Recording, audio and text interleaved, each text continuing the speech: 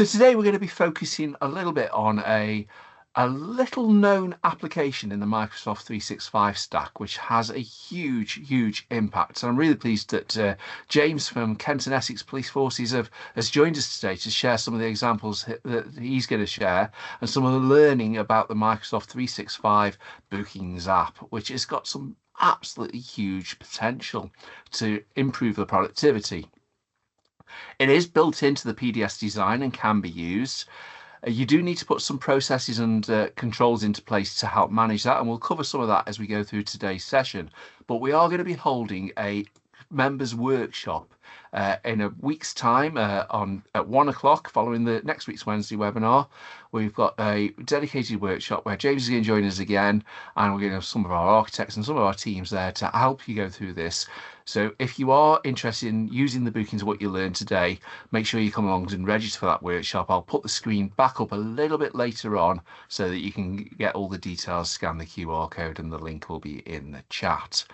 So James, let's get to bookings. It's as it is in the app list, so you can see where it is. But perhaps you can explain what bookings is and how you guys are using it. For mainly focused on internal today. Yeah, thanks, David. Thanks for having us back. So we're using in Essex and Kent, we're using MS Bookings across a number of solutions, and I just echo what you've said there before, that this is something out of the box. It's something really simple that everyone can use without having to build an app, without having to use Power Automate, and of course, therefore the sort of implementation time for forces and people is there, and it really is one of those efficiency tools that will help you prevent the to and fro that often comes with trying to get an appointment, trying to get a booking with somebody. So whereas we all know there's lots of processes where you might email someone, oh, can you do next Thursday? No, I'm not really sure. Can you? And we end up with an email ping pong or a phone call or a voicemail ping pong. They are incredibly time consuming processes across a number of applications that we all work in across the organizations. And so any solution that we can use to do that, as a list or as a process, then all the better. And Bookings does that. What we found is that certainly for individuals, they are able to identify time in their own diary as an individual booking option, where, for example, they may want to make themselves available. So this was my first experience of using this as a TAC advisor for 365 for both forces. I wanted to be able to cut out the up to sort of 12,000 people emailing me and saying, hey, can you do next Wednesday? Would you mind doing it? No. Do you know what? I will create my availability and I will make it available for people to be able to book in. And an important point of this, James, is that we use this as well in PDS, the business engagement team. I use it regularly. It allows you to define times that you want to be available, or define times, importantly, you don't want to be available and allow people to book in. And the impact that has. So one of the things, I'm extremely busy, like all of us are. I often will send somebody a link, say, just book into that time in my diary that suits you. And the next thing I know, they've booked a slot that suits them. It suits me because I've already marked my availability. And in the meantime, anything that I put into my diary as a normal entry blocks it out from bookings by default. So it's a real-time diary availability tool, but I can define only when it offers availability. Because let's be honest, I don't like to take meetings at 4 o'clock on a Friday. I've probably done my hours by the end of that week, so I mark mine off not to allow me to have any meetings after 3:30 on a Friday, offering them up. So those are the sort of things it can have a huge impact on, isn't it? It is, and a good example of that is, and I do just the same, create periods of time during the week, Tuesday morning from 10 till 12, Thursday, whatever the periods are, that I want to make myself available to staff to be able to book a 365 support session. And they're 30-minute or 45-minute sessions. And of course, I can control that by creating those placeholder appointments, if you will, within my calendar that are marked up in yellow, keep free for MS 365 MS Bookings appointments. but there's a way in which you can show them as still available. And of course, that's something perhaps we can get into in the workshop if people are interested. It's a reminder for me when I glance at my diary to keep that space free in case someone were to book it. But actually, if something really important came in, like you said, David, that I've got to step outside or do something operational, as soon as I put that in the diary as a new appointment, MS Bookings is intuitive enough to look at that and say, oh, okay, I'm going to make that booking slot not available through the MS Bookings app now. So it really does take all of that sort of hard work out of the process for you. But you imagine an example where, as a senior leader, you wanted to be able to demonstrate your true availability to your staff, and you, for example, on a Friday morning between 10 and 12, or you know, whatever period, you could offer 10 6-minute slots, or sorry, 6 10-minute slots where somebody could just book at some time with you without having to email you, without having to try and arrange a suitable time. So, you know, that's an example of the Bookings app, and some of the deployments that we've had on it give examples of where booking in to collect a new laptop that previously would have had phone calls and emails to try and arrange that. The availability of that system allows the link to be deployed on the intranet. I mean, you can even create a QR code. You can even create a QR code for an internal and external. We'll cover that perhaps in a moment. But scan the QR code and book an appointment. This tool is that powerful that you could have somebody externally with an external device scan the QR code and book a slot. So internal and external comes with the safety advice and guidance around who can do what within the organization. Perhaps we'll cover that in a minute, David. But, Yeah.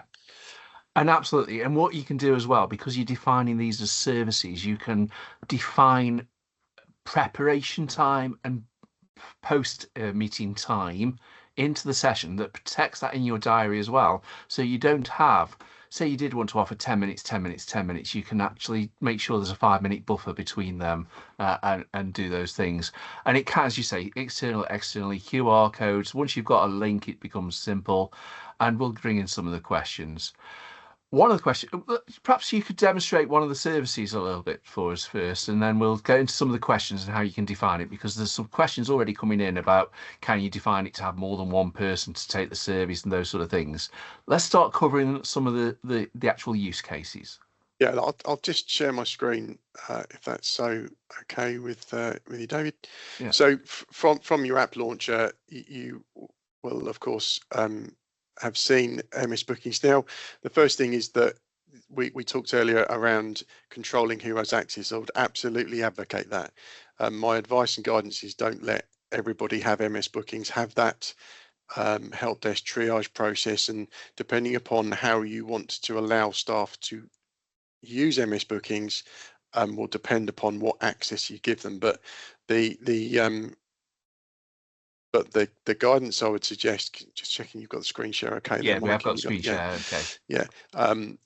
The advice and guidance would be that only allow people in the first instance to create internal booking pages and not shared booking pages. So when you look at the app, once you've got access to it in the first instance, you'll see a personal booking page, and you can see here that I've got a TAC booking and an external force booking, and other people from other forces have used that literally will click the link and will book some time with me, a predetermined time that I choose. So let's just have a look at the personal booking page for a second, and it looks something like this. So I can give it a name, I can choose the time frame, and then I can choose when I want to make myself available. So this availability here, this schedule customization, certain periods during the week, during the time, you can make yourself bookable or not bookable.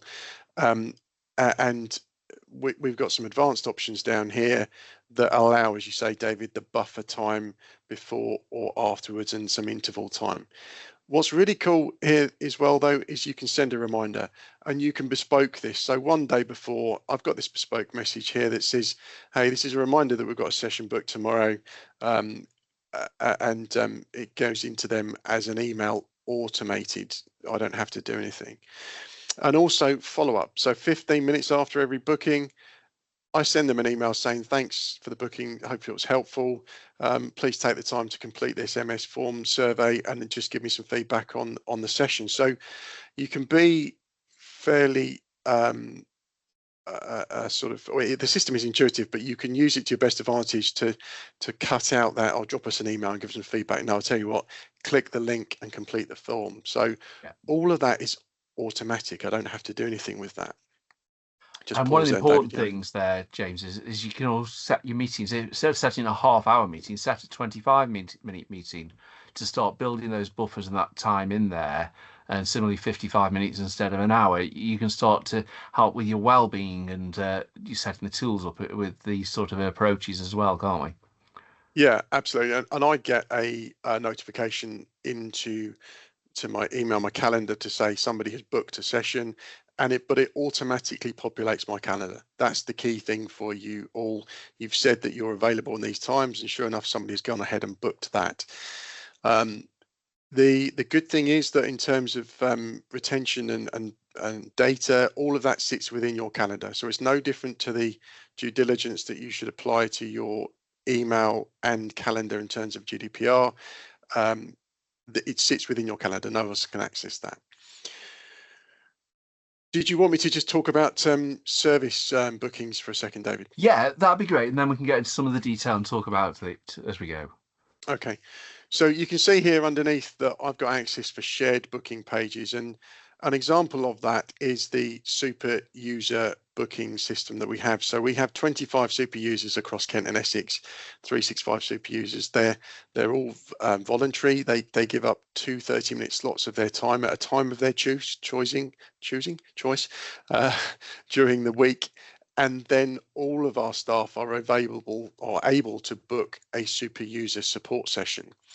So all of those super users have created a slot in their own diary, keep free for the super user bookings, and staff are able to go in and book that support session. And we'll show you what that looks like in a moment.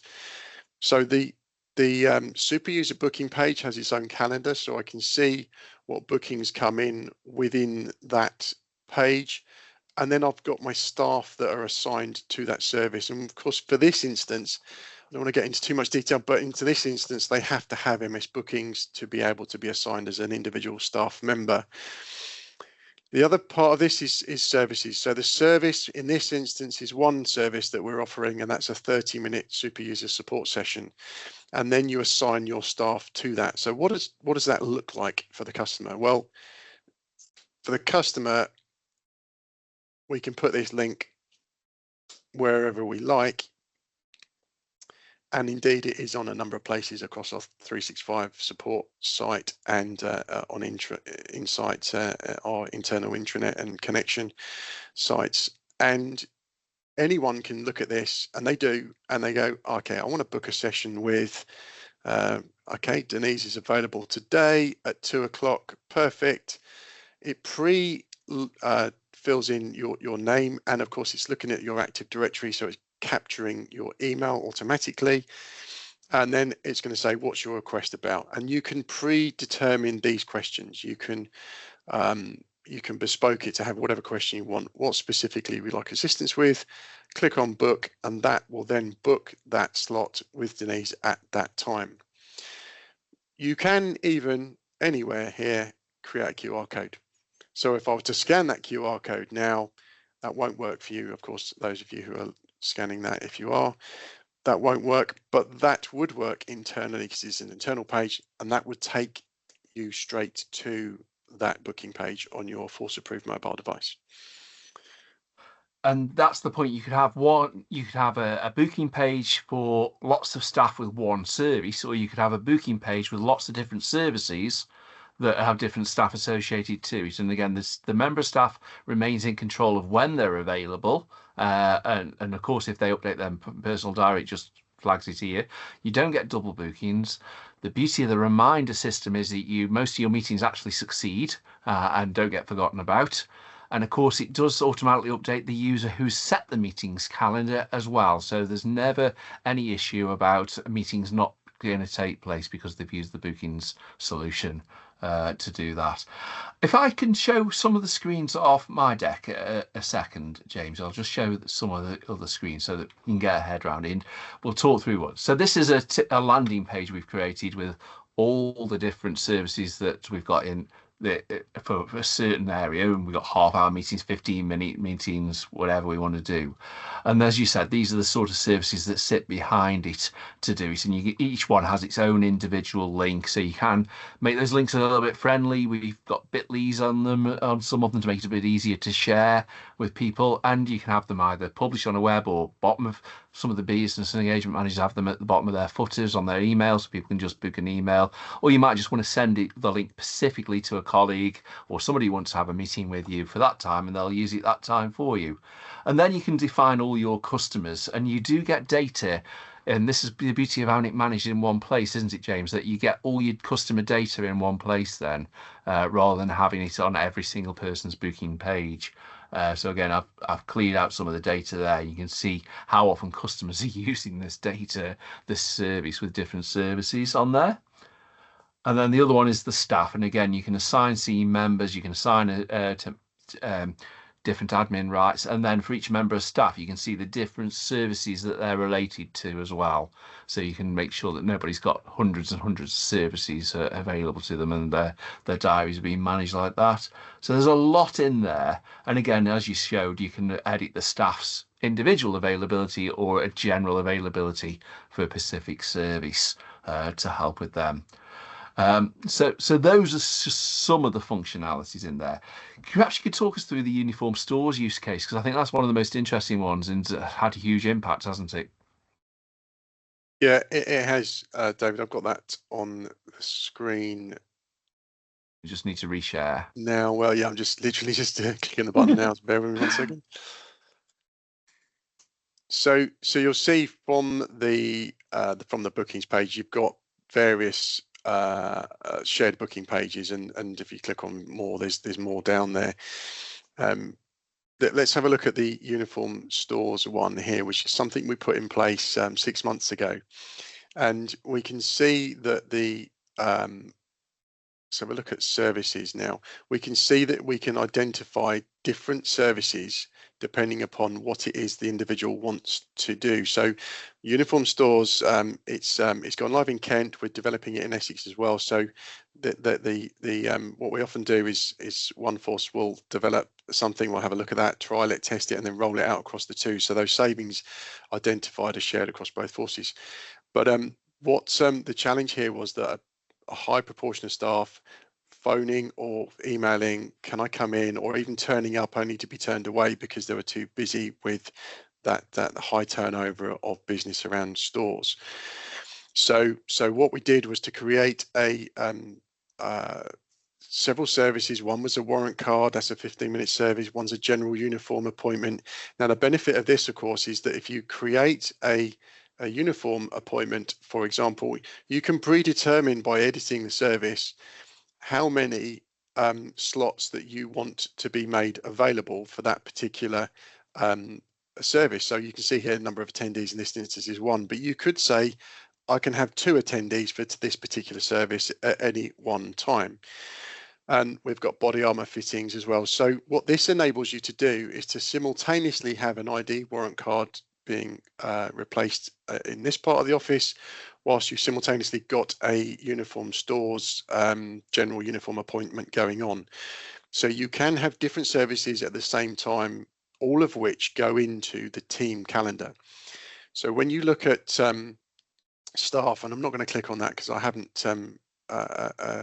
anonymized that, but when you click on the staff option there, it will enable you to add a team. So rather than individuals, you can add an actual team. So the team become the member of staff. What that enables you to do is to look at the team calendar for that team, and you can then see all of the bookings that come up for that particular service or services. Now, in terms of uniform stores, it's we've had 1,350 appointments in 6 months. That's 1,350 times what has been averaged as 3 to 5 minutes of emails or phone calls of admin time trying to get a suitable appointment. Now that's assuming, of course, that conversation works on the successful first flow. Stop sharing the screen for a second. What that equates to is about 90 hours. It's about 90 hours of time that people haven't had to try to find in booking somebody in. The staff like it, they're able to manage the day more effectively. The customers like it, and what's more, if the customer wants to cancel or change the booking, they can simply click on the link that cancel or amend, and immediately it's cancelled. It makes that slot available for someone else to book. So that's a real key feature. They don't even need to email in to change something or to cancel it. It's all automated. And I think that's the beauty of this flexible system. You can be allocated to a Teams calendar. That was one of the questions that was in the chat, that can it be pointed at a Teams calendar? And yep, you've covered that one. The other way, you can define a service to only offer the time when two people are available. I've used that for when we've been arranging, say, summit meetings and we want to talk to sponsors and a couple of us need to be in a meeting. It's that clever that you can say only offer a service meeting when myself and another person or three other people are available as well. So it can be really, really flexible if you need to be using it for certain use cases where you want multiple people from your organization to be available, and it will match across them and offer those services up. Another couple of questions is, if I can just look at these, what barriers did you encounter in terms of using MS Teams bookings for this sort of solution? How did you overcome them? Well, I mean, as you said, David, it's an approved application as part of the suite of applications. So not really. We've limited the deployment of it at this stage just to navigate through some of the use cases. I would absolutely advise caution as to allow a sort of a free-for-all, if you will, because what it does do, and we can get into this into the workshop if those of you want to, is that what it does do is it creates an account and effectively like a user. So in terms of data retention and some of the information you're capturing, you need to be mindful of that and consider that in you know, a DPIA for whatever process you're doing. So, but as a basic bookings tool, certainly internally, then I would suggest that they perhaps have that conversation with the records management team or the TAC advisor, whatever it is that you have within the force. And that's why we're running this workshop in a week's time, and the details are on screen now. One of the other questions was about whether we can set this service up on behalf of others, and of course we can. You have an administrator, then you define the staff where the service is. So the example is, could the PA send out the link for booking for their exec members? How does that work? Yeah, as you said, the benefit of having a team as a service is that those team members don't actually have to have access to MS Bookings. If you add an individual to a service, then the individual has to be have access to MS Bookings and to be able to update their availability. So, and as you said, you can have page owners, shared booking page owners, and administrators. So you could have 2 or 3 people within your team can administer this. For example, you can show unavailability time if the team is in a team away day or something like that, so that you guarantee you don't have people booking appointments. So yes, absolutely. I see some of the questions in the chat there around PAs or EAs managing that on behalf of other people. Yes, you can, but as a PA trying to organize this, if the SLT member that you're managing were to predefine some certain meetings and certain slots, then that allows the customer to book them, and it frees up your time. Absolutely. It's a great experience for the people who are hosting the meetings, because it takes a lot less effort to arrange your availability in meetings, and they just pop into the calendar and you know what the meeting's going to be about because of the customized questions.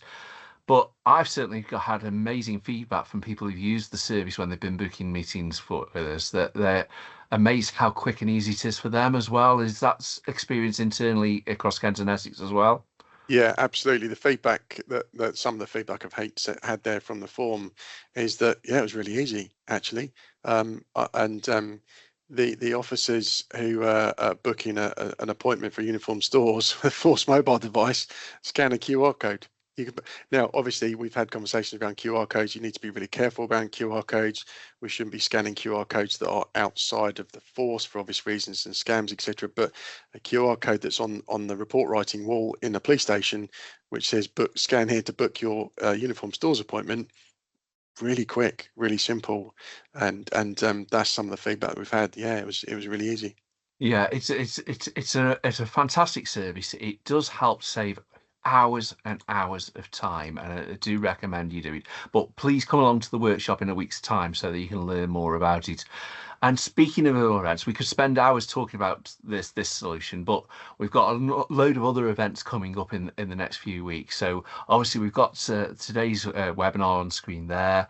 We're having a webinar next week on standards. And how we're helping forces to define the standards that they need to be using to help do the data and the technology. Obviously, the Bookings app and forms data workshop, which is really about helping you manage that data and establish it as you go.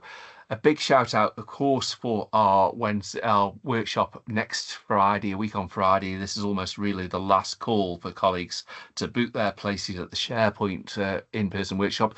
Well over 80 delegates have registered from as far north as it can be. Scotland have registered all the way down to the southwest. People are going to be coming to Staffordshire Police Headquarters, my old offices, where we're going to be having a fantastic day looking at SharePoint and obviously data management around SharePoint as well, to help with that. And of course, we've also got the start of the L&D series of workshops that Mike and the College of Policing are pulling together next month as we start into them. One thing we've been asked for recently is to do a bit of a top tips for users on Windows 11 as the migration to Windows 11 has been coming. Something we're doing internally, something we want to do as well. So we're going to be bringing you a webinar on that. We've had fantastic feedback about the policing productivity review, and there's a huge focus on how productivity can be improved across policing at the moment, and bookings potentially can save thousands and thousands of hours to be reinvested to free up time to focus on what's important rather than setting up appointments and meetings.